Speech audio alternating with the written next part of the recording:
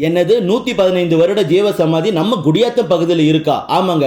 அதை பத்தி தான் இந்த வீடியோல பார்க்க போறோம். எங்க சேனலை ஃபாலோ பண்ணாதவங்க ஃபாலோ பண்ணீங்க. வாங்க இந்த வீடியோல விரிவா பார்ப்போம். இப்போ நீங்க பார்த்துட்டு இருக்கும் 115 வருட ஜீவ சமாதி நம்ம குடியாத்தம் நெல்லூர்பேட்டை காந்தி சிலைக்கு மிக அருகாமையில் இருக்கும் ஸ்ரீமத் வையாபுரி சுவாமி மடம் தான். இந்த மடத்துல தான் ஸ்ரீமத் வையாபுரி சுவாமி அவர்கள் 115 ஆண்டுகளுக்கு முன்ன ஜீவ சமாதி அடைந்ததா சொல்லப்படுது. அந்த இடத்துல கோவில் கட்டி பக்தர்கள் தினந்தோறும் வழிபட்டு கொண்டிருக்கிறாங்க. அந்த காட்சியை தான் இப்போ நீங்க வீடியோல பார்த்துட்டு இருக்கீங்க. இந்த கோவிலுக்குள்ள நாம நுழைஞ்சோனே அப்படி ஒரு அமைதி மனசுக்கு இதமா இருக்குங்க.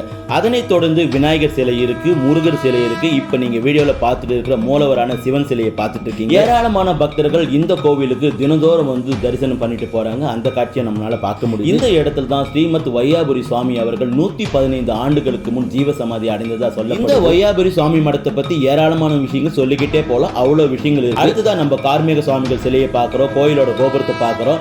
இப்போ ஒரு முக்கியமான விஷயத்தை தான் பார்க்க போறோம். அந்த சிவனே மலர் வடிவில் காட்சி கொடுத்து கொண்டிருக்கும் இந்த நாகலிங்க மரம் வேற எங்கேயும் நீங்க வெளியே அவ்வளவு சீக்கிரம் பார்க்க முடியாது. இந்த மரத்துல இருக்குது தனிச்சிறப்பு. உங்களுக்கும் வாய்ப்பு கிடைச்சா கண்டிப்பா இந்த கோவிலுக்கு ஒரு முறை வந்து தரிசனம் பண்ணிட்டு போங்க. இந்த வீடியோ பிடிச்சிருந்தா ஒரு லைக் பண்ணிடுங்க.